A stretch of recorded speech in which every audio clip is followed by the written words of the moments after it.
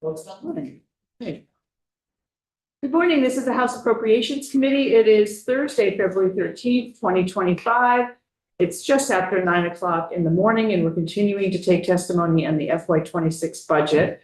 And this morning, we're delighted to have the folks from the Vermont Pension Investment Commission, or VPIC. Everything's got an acronym. And so I don't think you've been in this year. Not this year. We have a bunch of new members, a couple who aren't here, but why don't we go around and introduce ourselves, then you can introduce yourself and your team. Well, thank you. And go from there. Thank you. Good morning. I'm Dave Iacovoni from Morrisville. I represent the Lamoille, Washington district. Welcome. Welcome. Good morning and welcome. John Kaseska from Burke, and then rep for the 6 Caledonia district. Hi, I'm Mike Nigro. I represent Bennington and Powell. The empty seat is Tom Stevens, who lives in Waterbury. No, Tom. Yep. Or Jim Harrison, in Mendon, Killington, and Pittsfield. Robin Shy from Middlebury, and Tiff Bloomley sits here, and she's from Burlington, and Trevor Squirrel from Jericho and Undertow. I'm Wayne LaRush. I represent Highgate, Berkshire, Franklin, and Richford. Welcome. Morning, Tom. Good morning. Wyndham 4 District in Dummerston. Hi, Lynn Dickinson. I represent St. Albans Town. Lynn, thank you. Thank you, Madam Chair, and thank you for having us. It's not often, the pensions get their day in the sun, but I appreciate the opportunity to discuss what we do, sort of give you an overview of the Pension Commission. A number of years ago. You need, for the record, you all need to introduce yourself, so thank you. I'm Tom Galanka. I'm the chair of the Pension Commission. I've been chair since 2016. So I started a number of years ago. I've been through all the process of converting it. In my real job, I own an investment firm up in Burlington, Vermont. And so I work with that. And we have staff on the line. Eric Henry is our chief investment officer. Eric, if you want to introduce yourself, then I can go into it. I'm Eric Henry. I'm chief investment officer for the Vermont Pension Investment Commission. I've been in this role since 2018. Work closely with Tom on the commission to oversee the assets of the 3 statewide pension plans. Who else do we have here? That's all we have. Okay. I don't know who the other person is on the screen. You want to introduce yourself? Hi, I'm Harley Oliver. I do the budget and financial statements for VPIC. So I'm just here to assist if they need. Okay, great. Thank you. Well, thank you again, and thank you for having us. The pension funds, obviously, for those who don't know, we manage the assets of the state teachers, state employees, and the municipal employees for the state of Vermont. And we manage those in one pool trust. It's currently 6.5, 7 billion, somewhere in that range. And we've been managing it through the years, obviously, with help of a 3-person staff. Before Act 75, a number of years ago, we used to be an arm of the Treasurer's Office. Act 75 spun us off into an independent entity. And that's why we have here a separate budget line item for VPIC. We're made up of 11 commission members, 3 of which are appointed by the governor, 2 from each of the pension funds. We have 1 from the Vermont League of Cities and Towns, the School Boards Association, and then the Treasurer's Office has a member of the board. They elect me then as chair, and I've been chair for the past 10 years. We've made tremendous progress. And I just want to say the health of the pension fund is very strong. We've made tremendous progress over the past 10 years, doing a lot of different things. 10 years ago when I came to this position, most of the money was really farmed out to investment advisors down in Manhattan through Wall Street. We paid very high fees. We had very difficult and complex investments that were very difficult for people to understand. What we've done over the past 10 years is really systematically bring that more in-house. We do still have investment consultants that help us. We brought in a professional investment chief investment officer through Eric Henry. We have a deputy investment officer through Katie Green. We also have a 3rd member, now a 4th member, who is helps with our accounting in the office. What we've done is I think we've really managed these pension funds with really an eye on both cost consciousness as well as opportunism. And what I mean by that is we've really indexed where we can. So we've really lowered fees where we can. But then when we haven't, we've gone out and we've really added in a nice mix of whether it's private equity, private debt, private credit. And I think the proof in that is our investment return over the past number of years. For the past 5 years, we've averaged over 8%, so right around 8%. that meets our expected rate of return. We also have been named the #1 returning investment pension fund in the country for private equity return. And so that was this past year, and it's a 10-year look back. So we have a 10-year track record with our private equity strategy. And that's really been driven by Eric and team in regards to bringing in more of a private equity level to the fund. So we're a small player in the state pension world, but we really are up to our game, I think, in regards to how we do for the state of Vermont. And we manage it in regards to both risk and reward. We look at the assets of the plan, but we also look at the liabilities. You have significant benefit payments we have to pay. 63 cents out of every dollar that a pensioner here in Vermont earns comes from our investment return. So it's a significant amount of money that we are responsible for. And without us here, the legislature would have to cough up the difference. And so I point that out because I think it sets the stage for our operation. We only have the 4 staff people. So I think there are significant key person risks. And I'll turn it over to Eric after I introduce everything to really explain the budget and go over what we're looking to do. Our budget this year, our request is slightly up from last year in regards to the budget request from the governor. We were about 3%. So we were in line with the budget, the governor's request for that. We do have a line item that we have asked separately, and that's in relation to the study that the legislature asked us to do a number of years ago. It was a compensation study that they asked us to do. Yes. It basically showed that we pay our staff members in the 10th percentile, 14th percentile in regards to pay. We're at serious risk for key man risk in terms of loss of performance, loss of key person risk. And the recommendation in that study is to use a glide path approach. So over the next 5 years or so, incrementally increase them up to, if we can get to 30th% or 40th% or 50th percentile versus our peer group. I think that's very important because the legislature has been asking us to do more and more in regards to advocacy work with ESG. The last 2 years we've built out a really impressive program through our deputy CIO with our ESG outreach and proxy voting, which I think we're regarded one of the best in the country.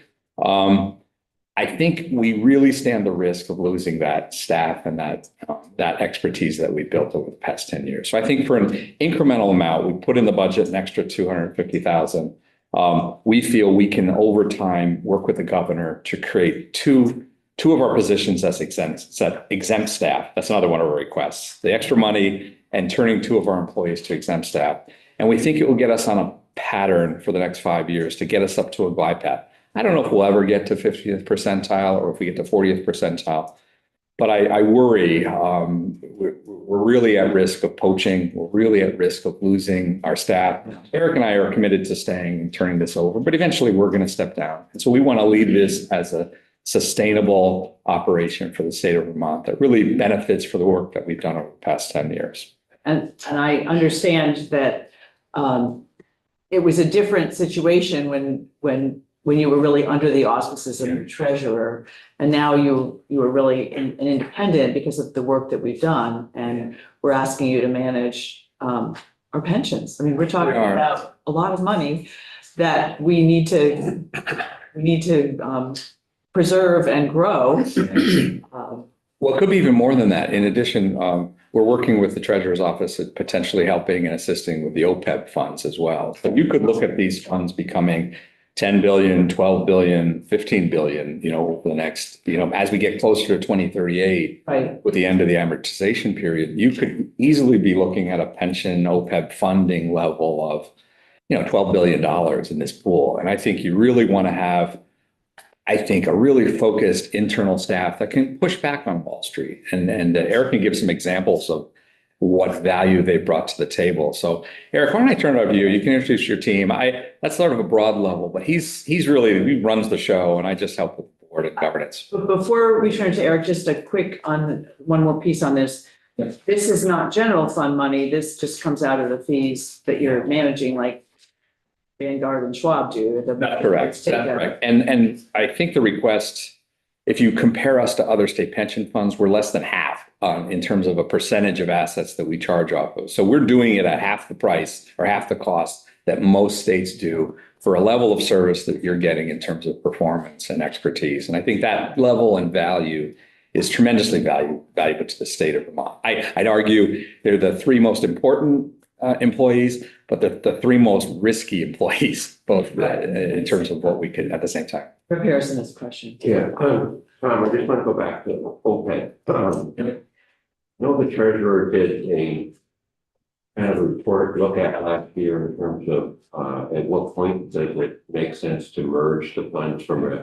not merge them, but from an investment standpoint, because they're still doing the investment decisions for the OPEB funds. Correct. And you're doing them for the retirement funds, but they're all for the same purpose, and that's the current and future retirees. So I'm just curious as to at what point should we be merging them from an administrative standpoint?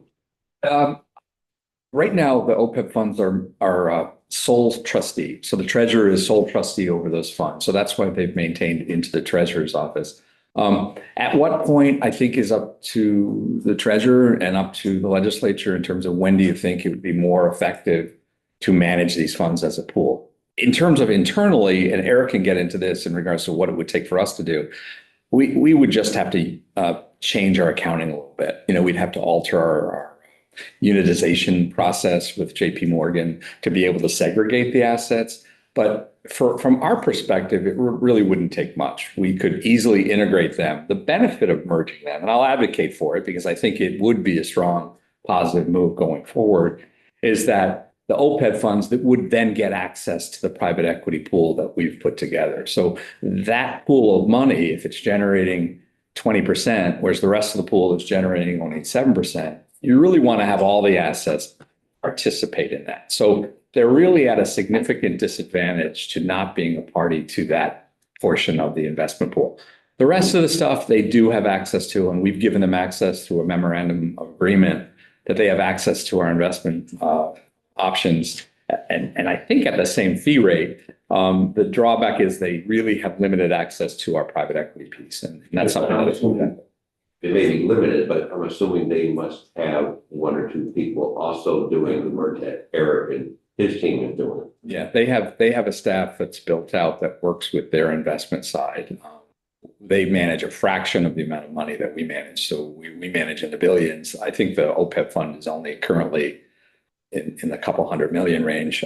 They do also manage the cash flow. Yeah, I'm sorry.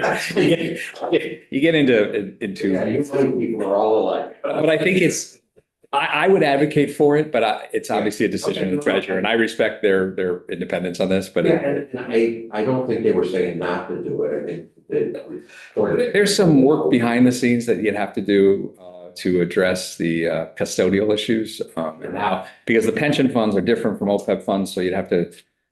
There would be some accounting issues, but we have an internal accountant that we brought in last year to help us with that. And JP Morgan would be tremendous to help us on that. Or we're moving more towards changing our custody relationship with JP Morgan to actually be able to handle that going forward.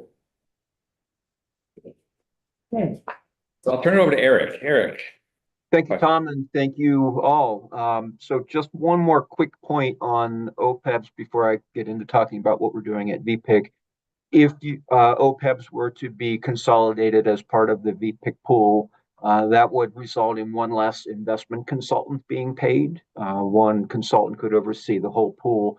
Currently, there are two consultants. That would also result in lower fee points, especially in private market assets, because the OPEBs could take advantage of our large size in gaining commitment to private market investments. But with regard to what we've done at VPIC, we've been very intentional about underwriting the level of risk in every investment that we have and making sure we understand where every dollar is deployed. In the distant past, that wasn't the case. Many of our investments were complicated and opaque, and we simply didn't understand how the holdings in each strategy fit together. There's one case in point where we underwrote a strategy that was purporting to be an umbrella on a sunny day type of strategy, a fixed income substitute, very low risk, with lots of potential outperformance and no management fee. So that description therein raised a lot of red flags for us. To begin with, when we underwrote, it was simply a series of puts and calls for the Standard & Poor's 500 index, that when we added all of the total exposures together, they summed up to be 4 times the dollars invested. So that to us said this is a highly levered strategy. The consultant at the time, our prior consultant, disagreed with that assessment, said, oh, no, it's not levered. It's one of our best ideas. We persisted and terminated that strategy back in 2019 just because we didn't understand it. When we got into the COVID meltdown in March of 2020, some 6 months later after we had terminated the strategy, that strategy essentially went to zero. By underwriting what's in the fund and understanding and making sure that we understand how these holdings contribute to a strategy and insisting that we get out of this one because we didn't understand it, we saved the pension funds $80 million. We avoided an $80 million loss by doing that. That's been one of our key guiding principles, is to make sure the level of complexity in the investment program is sufficient that the four of us on the team can underwrite it and understand it. We also spent a lot of time with our consultant and the commission thinking about if there's ever a point where we're leaving money on the table by not having enough complexity in the program, then we'll come back and talk about ramping up complexity and ramping up our ability to underwrite it. But for now, we feel like we have the right level of risk and complexity in the program. We can understand it. As Tom mentioned, our private equity returns were number one in the country for the 10-year period for all public pension funds. We're also a recognized leader in engagement and decarbonization of the portfolio. We conducted a study at the legislature's request a year or two ago that essentially confirmed our approach for what we're doing. We're also working on a plan to continue to invest in the clean energy transition, continue to decarbonize not only our portfolio, but contribute to decarbonizing the global economy. We think that's a win for everybody, and we think there are a lot of potential investment wins embedded in those opportunities. I'm happy to take any questions on what we do and how we do it, but I thank you for your time today. Any other questions for me? You're good? Okay, thank you. Thank you. Let me know if you have any other questions or other Is comments. there anything else we should look in the ups and downs to see what you're talking about with the salary and? There should be a summary sheet in there. The salary commission report that you held up has all the specifics in regards to the percentile. Right. Yes. And I can share this with anybody, or maybe we should put this on our website too, if we can get. You have There's a link to the study in there. in their materials, okay. And the only thing I just wanted to highlight the two requests, which is the exempt employees and then that extra amount of money to. Did you, is that in writing anywhere in your presentation? Eric, was that two exempt employees in writing? Yes, the executive summary has the links to the study and language to implement what we're asking for. The last page of the budget book has the $250,000 base initiatives that was not approved by the governor. But for that $250,000, our proposed budget for fiscal 26 looks a lot like fiscal 25, complies with the governor's mandate in terms for increases. But we wanted to point out to you that we had requested the $250,000 for additional compensation to get us moving in the direction of implementing the recommendations that stem from the Mercer compensation study that we conducted in 2023 or 2022. 2022, it says October 2022. Yeah.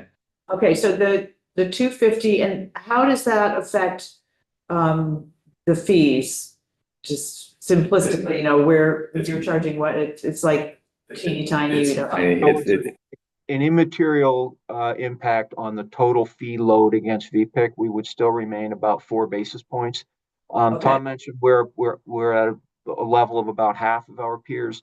It's actually more of a fourth. Our peers are 15, 16 basis points.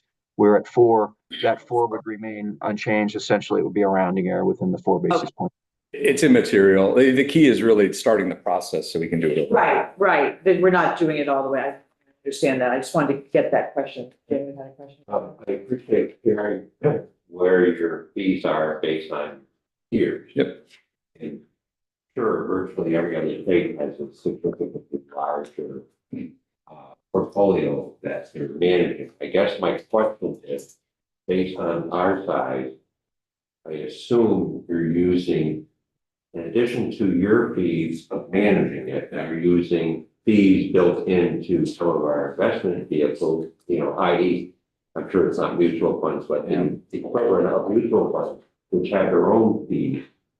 And I wonder if a state like California or New York, for example, they might be doing the investments directly, which would, take the fees from the investment vehicle and put the fees in-house. They have hundreds of employees and their fees are significantly higher. I would argue when we started, and this is an interesting example, back in 2016, we had all-in fees, and you're talking all-in fees with management fees of about, say, 63 basis points. And that translated into, I think at that point, about $28 million all in. And that was with a asset base of about 3 billion, 3.5 billion back about 10 years ago. That was a lot. That was a lot. And so we really systematically work. So we have a double the asset base, more than double, and we still pay less. So we're down to probably 43 basis points on all in, including the management fee. So we've been inching up a little bit as we've been adding private equity, but we're really careful. If we are going to add extra fees, it's justified. Sure. And so we bottomed out as much as we could with indexing. And we've added in the private equity to have a little bit more fees, but it's Eric's team that's really helped us do that. So we look at it one by one and say, this isn't worth it. This isn't top quartile. Why should we do this? And we've done outperformance of about 1,000 basis points, by doing that strategy. So it's really been worth I it. appreciate the reference to all in. All in fees. I looked at day one, I looked at that and I said, we're paying 68, 70 basis points. And it was all in 28 million on 3 billion. It was really 3 high. billion, that's crazy. It was really high. And so it's around 43 basis points now on how many billion? You've got We're almost 7 billion now. 7 billion, okay, Yeah, 6.5, 7, somewhere in that range based on where the market is. okay. Yeah. Great. And Thank then, you. thanks. And then the 2 exempt positions, is that clear in here somewhere what they are? The language, Eric, have you given them the language in regards to exempt positions? I know Becky in the treasurer's office was working on us to get language for that. If you could get us proposed language, that would be great. Great. There's a link right here in their summary. We had it somewhere. I didn't see it this morning, but we will get you that language and include it with the. but- Okay, sometimes we just have a separate Lynn. So I just want to clarify, the 250,000 is to raise the current salary range over a period of time. Yeah, The other issue is the changing from classified to exempt for these, and this is a way to keep people here and yeah. compensate them. What we would do is then work with the governor's office to create an executive pay plan and try to have a timeline of how we would increase it. The budget number would give us the flexibility to do it. The exempt position would allow us to work with the governor's office to create that executive pay plan. Okay. Thank you. And we'll get you the language. That would be great. Be great. All right. At least a click, we might click on the wrong thing. We'll get you We exactly. want to be sure that you give us what you want and then. I wanted to be clear, there's 2 requests Yeah. in the budget and I wanted to put it on the table and Great. we really appreciate the help there. Yeah, okay. Okay. Any questions from anybody else at this point? Okay, and Lynn is our liaison, and thank you for all the work you're doing. This stuff is near and dear to many Vermonters' hearts, so. And I'm proud of where. You're doing a good job. We appreciate that a lot. Please continue the 8+% return. Right.